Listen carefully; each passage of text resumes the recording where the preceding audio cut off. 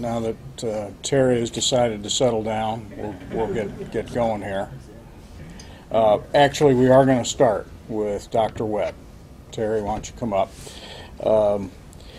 As some of you here may know, Terri Webb was at one point the director of the city's Parks and Rec department, and he resigned 6 years ago. Yeah. 6 years ago, to pursue another career, and that was in medicine, and successfully completed that and returned to our community. And then found himself challenged with his own medical concerns. And he is here today to talk about an event that he is going to be conducting next week, I believe. Yes. Yes. Thank you, Mayor. Welcome. Thank you. Again, thank you, Mayor Berger, and thank you all for being here. I appreciate this opportunity. Yeah, I got to work with Mayor Berger for 4 years as Parks Director, and they're 4 of my best years ever. I got to meet some wonderful people, and it's nice to be back, actually. The reason I'm here is, actually, I could look at myself as 1 year old today. I was found a year ago today, actually, that I was diagnosed with cancer. And it's a 90% chance that I wasn't going to live a year. So it's nice to be vertical, nice to be standing in front of you all here. And through the process of what I've been through and through what I've seen with my family members as well as friends and loved ones, cancer is an interesting phenomenon that the numbers are supposed to possibly be moving towards 1 in 3 women and 1 in 2 men sometime in their course of their life will have some form of cancer. Now, that doesn't necessarily mean that it has to be malignant or that it has to be something that's very life-threatening, because we're going to be moving from cancer as a death sentence to cancer as probably more of a chronic disease type of way to look at things. What I'm going to do next week at LCC, actually a week from today on the 12th, is I'm going to put on a presentation about cancer. And actually it's going to be from a first-person narrative, but it's also going to tie in with different treatment options, different things that people have to look at. Because if I asked everybody in here individually, if you were diagnosed with cancer today, which, believe me, when I was diagnosed a year ago today, the last thing I ever had in my mind, I had all the screenings, I had everything for the last 26 years to try to prevent ever getting to the stage of cancer where I am. If I said, what oncologist would you go to? What physical therapist would you go to? What nutritionist would you go to? What chiropractor? What acupuncturist? Many of us wouldn't know. If I asked, at what point would you stop care, or what care would you want, and what care would you not want, how would you answer that? Because oftentimes people, I'll hear them say, well, if I got cancer, I'd never do chemo. I can tell you right now, if I didn't do chemo, I'd be dead right now, or I'd be miserable. So it's not like just a pat answer. So I want to go through some of those different scenarios with people and actually even help people to start planning. Because what's happening more and more as we move from catastrophic illnesses such as car accidents, diseases, etc., to more chronic diseases, people are also going to have to make some huge decisions that aren't going to be that much fun on end-of-life type things also. When do you want to be off machines? So I'm going to make it a little light, but it is a heavy topic, but it should be very enjoyable, should be very heart-wrenching at times. I'm kind of nervous about doing it because I don't know how my emotions are going to be during that whole procedure, but everybody's invited. I am actually arrogant enough to charge money, so it's going to be $10, but all those proceeds will actually be donated to LCC for the use of the room as well as to help them further their mission. So that's it in a nutshell, and I know you have a lot to cover. The date and time is? It's on December 12th at 7 o'clock at LCC. And tickets are available actually through the business office at LCC, and they've been wonderful. And their number is 419-223-2411. So, thank you so much, Mayor. Appreciate it. Yeah. We'll look forward to it. Thank you, sir.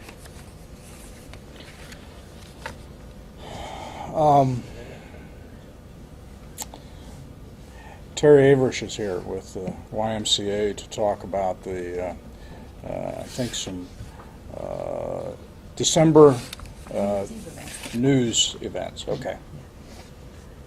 Thanks for having me. Thank you. We have a lot of great things going on at the Lima Y through December, but the first one that I'd like the families to put on their calendar is we are again doing the Family Fun New Year's Eve event, and it's from 6 to 10 p.m. on New Year's Eve, and it's free to anybody in the community, any families in the community that want to come. Children must be accompanied by an adult. Anybody under 18 have to have an adult with them. But we're going to have a lot of great activities. We've got ultrasound bouncy toys downstairs for the kids and adults. Racquetball courts are open. The pool is open from 6 to 9. The hot tub's open too for those who would like to just come and relax in the hot tub. We have crafts for the kids, and that's with Council for the Arts is going to help us with that. We'll have entertainment upstairs. From the meeting place is going to be selling some of their smoothies and special wraps and things like that. And we'll also have entertainment while that's going on from 6 to 10 in that room. We have a couple different groups coming in to entertain. And outside, weather permitting, we're going to have carriage rides.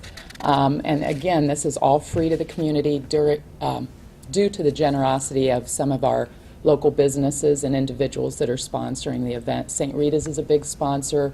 Untitled Construction, Citizens, several of them are still coming in, but we do really appreciate that sponsorship to allow the community to have a great family alcohol-free event.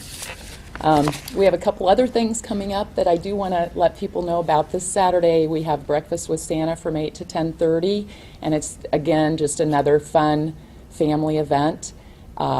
Kids have to be with their parents. There's a little game time, and they can sit and relax and have eggs and pancakes and go talk to Santa when they get their nerve up. It's just kind of a nice, quiet, relaxing time to go see Santa. We also have the following Friday is a parents' night out from 5 o'clock till 9 o'clock. We'll watch the kids from age 6 to 12, swimming, gym time, have a light dinner, and the parents can go shopping and get all of their shopping done. And one more event we have coming up is the 22nd of December, Coach Q's basketball camp. And that's for any of the kids that are from the beginners to the intermediate and advanced. And that's on the 22nd. If anybody's interested in that, with Coach Quincy Simpson, we have that coming up too. What age group?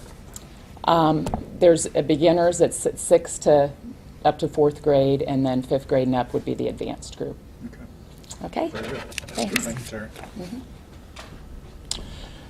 And I think with his last appearance on this topic, Saul Allen is here with some wrap-up comments for our leaf collection activities this fall. Saul? Good morning, Dave. Good morning, Lima. I do want to announce that we have completed the second round of leaf pickup. We are in the process of changing all the trucks over and get them ready for the S word, meaning snow. So we have completed the second round of leaf pickup. Any residents that still have leaf debris or other type of debris, you can still pick up bags. You can pick them up at my office on College Street, or you can also pick them up the water utilities payment old train station over on Central, and those bags will be available through the end of this month. So just keep reminding you, those bags are available through the end of this month, and you can still put that leaf debris and other wood type debris out with your trash pickup, and that stuff will be picked up with your trash pickup. Any totals that you put together? No, I haven't started putting totals together, but as far as the amounts, off the top of my head, I think we do have less that we've had to pick up, meaning that I think there was a lot more that was bagged this year, which is very helpful for us as well. So it also gave us time to get through this process a lot sooner than expected, which gives us more time to do other work. We're still having crews doing patching and other type of work, so that was a good thing for us. Okay. Great work, Saul. Thank you. And we also this morning have this equipment set up. Gary Sheely and Dave Schnipke are here from the Utilities Department to brief us on a project that's coming to an end, which many in the community I don't think we're aware of, but which really was a very sizable sewer reconstruction that took place, and it got worse before it got better. So I think is a good way to summarize how this came together. And we want to bring it to your attention. We also want to thank the residents along College Street for their patience. This was a much more serious circumstance than we had anticipated at the outset, and we know it inconvenienced folks throughout most of this year. Gary? Thank you, Mayor. We have a brochure that Dave Schnipke is handing out, and I guess to start off with, the actual topic will be over the College Street rebuild. We'll go through that, but what I do want to highlight, though, is in 2011 we completed a asset management assessment of all of our sanitary sewer systems. And again, this is about rebuilding an over 100-year-old sewer system and not allowing it to collapse as we meet a lot of the federal mandates that you've heard us talk about before. So the map that you see here, it's kind of hard to see, but you'll see in the document below, we have larger versions of this, literally tells us what are high priority, medium priority, and low priority sewers that we need to be paying attention to now. And this asset management is a system that says that if the sewer that's right outside of St. Rita's Hospital, Memorial Hospital, collapses and shuts that facilities down, that would be a major, major impact to the community. So we prioritize where we're going to be spending money. On average, we're going to be spending $1.3 million over the next 25 years, basically rebuilding this 100-year-old sewer system. And so these issues are very, very important for the overall health of the community, as well as our capacity to sustain service for both residential, commercial, and industrial types of development. What Mr. Schnipke is going to talk about now is one of the key ones that just happens to be right outside of St. Rita's Hospital, upstream of it. Dave? Thank you. So Gary referenced these 100-year-old sewers, where we had a problem with a 90-year-old one here. So what we had on College Street was just hit the arrow key.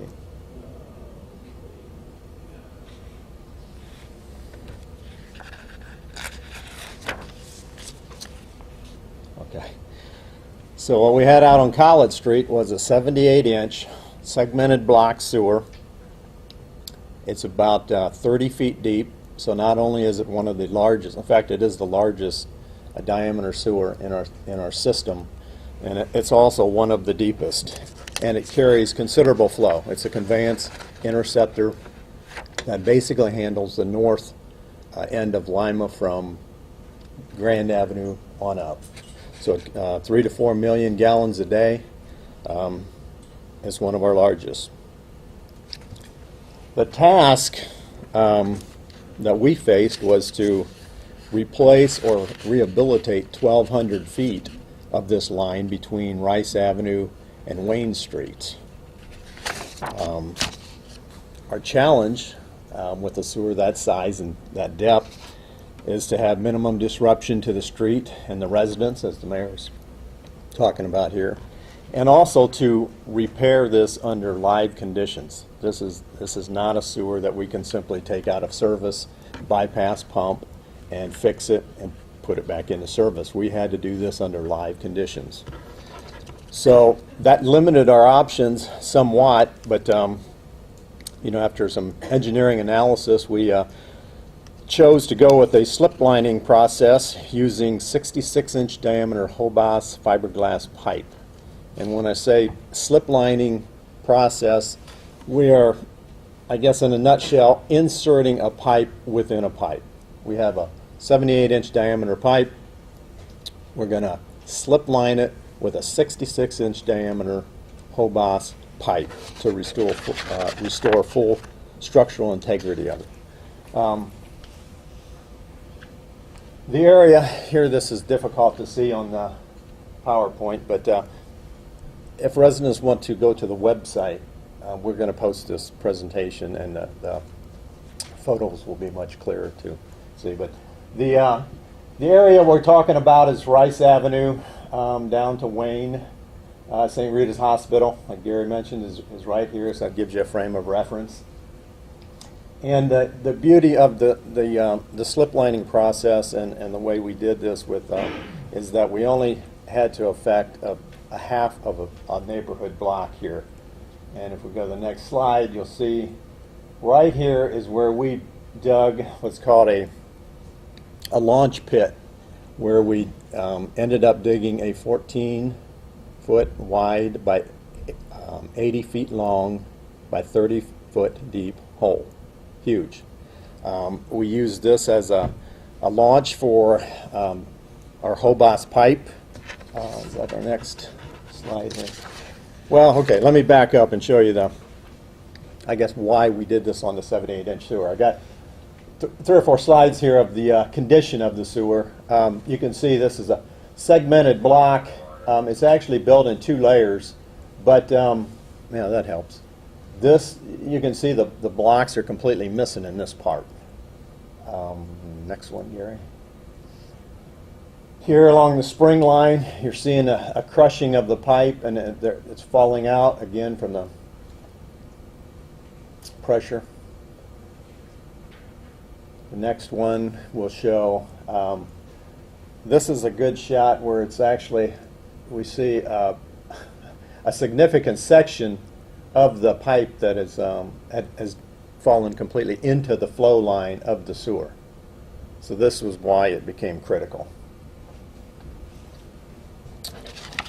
Okay, this is the 1,200 feet of pipe, so we had 60 sticks of this Hobos fiberglass pipe delivered. We offloaded it up there at a lot next to American Trim up there, and then the process became just to move those sticks over to the job site. Brought in a crane, lifting them over all the equipment in here. And what Mayor talked about disrupting a neighborhood. This area here that you're looking at is College Street. Here's the sidewalk, west side of the street, fencing. So when we talk about an inconvenience for the restaurant or for the residents, this was certainly an inconvenience for those residents in the 600 block of College, and we really appreciate their patience with this. Again, lowering the 20-foot sections down into the pit, and at the bottom of this pit, we see the sections are dropping right into a live flow line of the sewer here. And these hydraulic jacks can push significant tonnage. We simply dropped a 20-foot stick down into the pit, activated this jack assembly, pipe jacking equipment, pushes it down the line. Back it up, drop another one in it. We did this 60 times over a course of 3 days to get all the pipe in the ground. It's complete. The pipe is in the ground. It's been backfilled the street up to sub-base level to where we're nearly ready to put a concrete cap on it. I don't believe we're going to be able to get a blacktop finish on it anymore this year with the asphalt plants closing. So we're looking for mid-December to possibly have a concrete cap on and open that street back up. Cost of this project, that's $1.8 million is what we're going to probably end up at. So, Okay. Thank you.